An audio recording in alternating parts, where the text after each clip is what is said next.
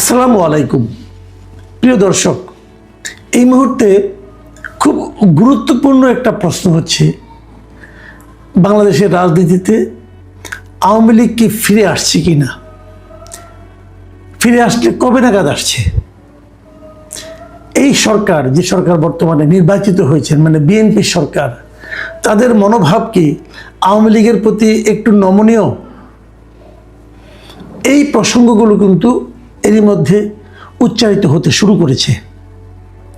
এবং আপনারা জানেন, আমি শুরু থেকেই বলে আসছিলাম যে আগে মানে পূর্ববর্তী অন্তর্বর্তীকালীন সরকার, তার যারা সহযোগী ছিলেন এনসিপি অথবা জামায়াতে ইসলামী, যাদেরকে আমরা বলি না কেন, তাদের মধ্যে একটা অ্যাটিটিউড ছিল যে আওয়ামী লীগ কোনো পলিটিক্যাল পার্টিই না, যে একটা রাজনৈতিক দলকে মোকাবেলা করতে হবে রাজনীতি দিয়ে, বল প্রয়োগের মাধ্যমে নয়।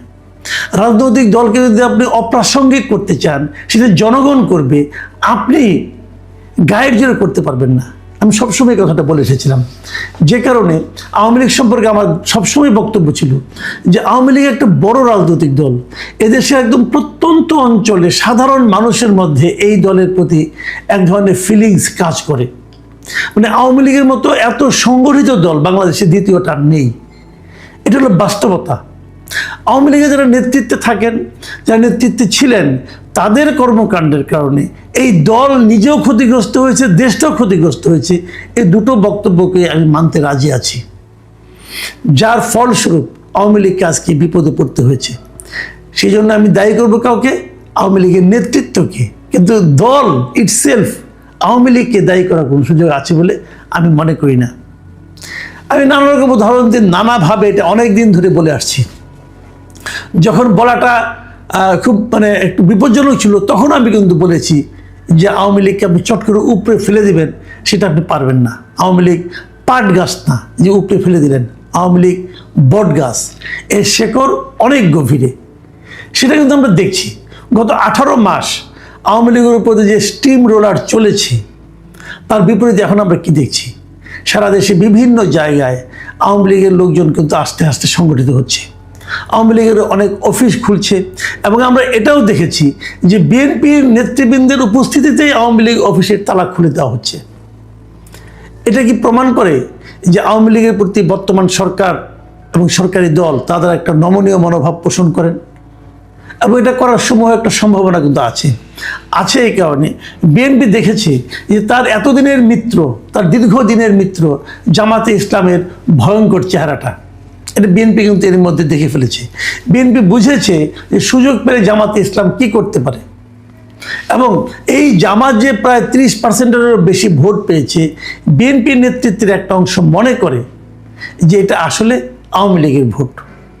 এবং যদি তারা আওয়ামী লীগকে দীর্ঘদিন মানে দাবড়িয়ে বেড়ায়, যদি আওয়ামী লীগকে মাঠে নামতে না দেয়, তাহলে হয়তো এই ভোটগুলি কিন্তু জামাতের সঙ্গে যে যুক্ত হবে, যে শক্তিটা জামাতেরও শক্তি হয়ে দাঁড়াবে, এবং সেটা বিএনপির জন্য আরও ভয়াবহ পরিণতি নিয়ে আসতে পারে। আমার ধারণা বিএনপি এই ধরনের চিন্তা থেকেই আওয়ামী লীগকে ধীরে ধীরে রাজনীতিতে মাঠ ছেড়ে দেওয়ার কথা ভাববে। এবং যদি সেটা ভাবে, তাহলে কি দাঁড়াবে? আমি হাইপোথেটিক্যালি একটা কথা বলি, ধরেন আপনি আগামী নির্বাচনে যদি আওয়ামী লীগ মাঠে থাকে, যদি বিএনপিও মাঠে থাকে, যদি জামাতও মাঠে থাকে, সবাই যার যার পূর্ণ শক্তি নিয়ে থাকে, আমার ধারণা জামাতের ভোট আবার তার আগের ওই 2 অঙ্কের নিচে নেমে যাবে, মানে 7, 8, 9% মধ্যে চলে যাবে। যেটা এবার 30-31 পেয়েছিল, এটা আসলে সে পাবে না। ভোট বিএনপিরও কমবে, তবে ওই ভোটটা তখন আওয়ামী লীগের ভোট আওয়ামী লীগের কাছে চলে যাবে। এটা আমার ধারণা, ভুলও হতে পারে, আপনারা মিলিয়ে নেবেন, ভুলও হতে পারে, কিন্তু এটাই বাস্তবতা। জামাতের যে চেহারাটা এখন আপনারা দেখছেন, যে যুদ্ধদেহী চেহারা দেখছেন, এটা কেবল দেখা সম্ভব হচ্ছে যে মাঠে সক্রিয়ভাবে আওয়ামী লীগের অনুপস্থিতির কারণে। কিন্তু তাহলে আওয়ামী লীগের উপর থেকে যে নিষেধাজ্ঞা যেটা আছে, সেই নিষেধাজ্ঞাটা কি বিএনপি খুব শীঘ্রই তুলে নেবে? আমার মনে হয় সেটাও নেবে না। আপনারা আবার আরেকটা কথা আমি বলি, আসলে আপনারা নিশ্চয়ই মনে করতে পারেন আওয়ামী লীগেরকে নিষেধাজ্ঞা কিন্তু দেওয়া হয়েছে, আওয়ামী লীগ দলের উপরে কিন্তু কোনো নিষেধাজ্ঞা নাই। মাথায় রাখবেন, 2025 সালের মে মাসে 12 মে 12 মে যে প্রজ্ঞাপনের মাধ্যমে, মানে যে নির্বাহী আদেশের মাধ্যমে আওয়ামী লীগের রাজনৈতিক কর্মকাণ্ডের উপর নিষেধাজ্ঞা দেওয়া হয়েছে, সেখানে কিন্তু আওয়ামী লীগ দলের উপর কোনো নিষেধাজ্ঞা দেওয়া হয় নাই। এবং আমি আপনাদেরকে পড়ে শোনাই এই আওয়ামী লীগের উপর নিষেধাজ্ঞাটার ভাষাটা কী ছিল। আমি সরকারের সেই প্রজ্ঞাপনটা আপনাদের পড়ে শোনাই। সেই প্রজ্ঞাপনে বলা হয়েছিল আওয়ামী লীগ কী কী করেছে না করেছে ডিটেল বলার পর বলা হয়েছে, অতএব আওয়ামী লীগ এর সকল অঙ্গ সংগঠন, সহযোগী সংগঠন, ভ্রাতৃপ্রতিম সংগঠনের নেতাকর্মীর বিরুদ্ধে আন্তর্জাতিক অপরাধ ট্রাইব্যুনালে বিচার কার্য সম্পন্ন না হওয়া পর্যন্ত, বিচার কার্যটা সম্পন্ন হতে হবে। সম্পন্ন এখন কিন্তু বিচার কার্য তেমনভাবে শুরুই হয় নাই।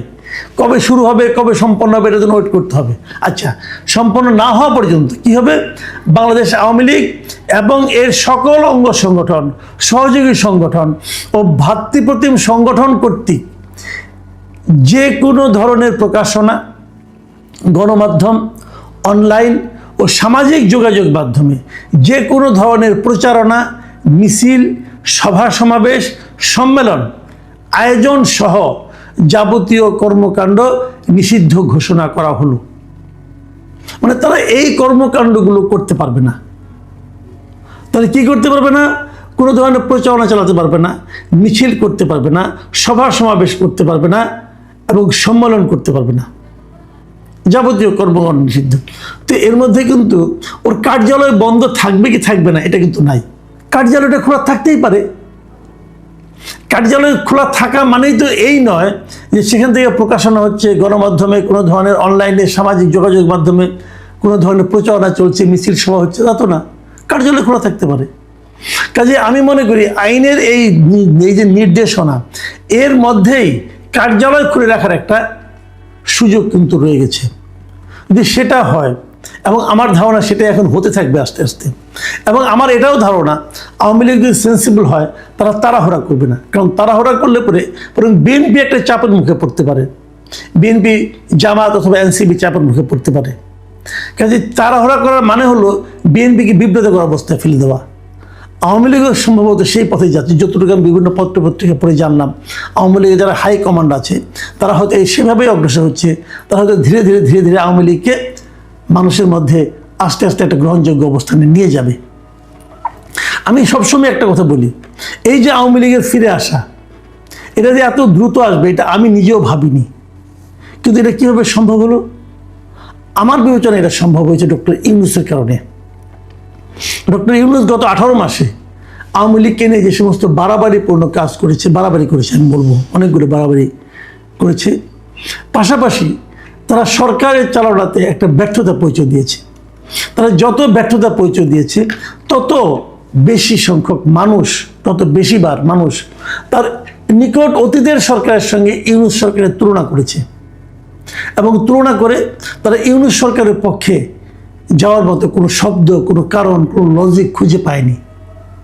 এবং ইউনূস সরকারের প্রত্যেকটা ব্যর্থতা আওয়ামী লীগেরকে আবার রাজনীতিতে ফিরে আসা বাস্তবতা তৈরি করে দিয়ে গেছে। এটাই মূলত কারণ।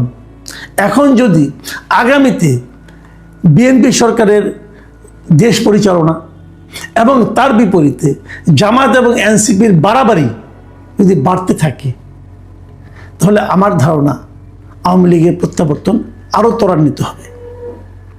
তবে সব কিছুই নির্ভর করবে আওয়ামী লীগের ধীর স্থির সিদ্ধান্ত গ্রহণ এবং সেই সঙ্গে বিএনপির পক্ষ থেকে বিএনপির মানে সহনশীলতা অথবা বিএনপির যে নমনীয় ভাব তার উপর।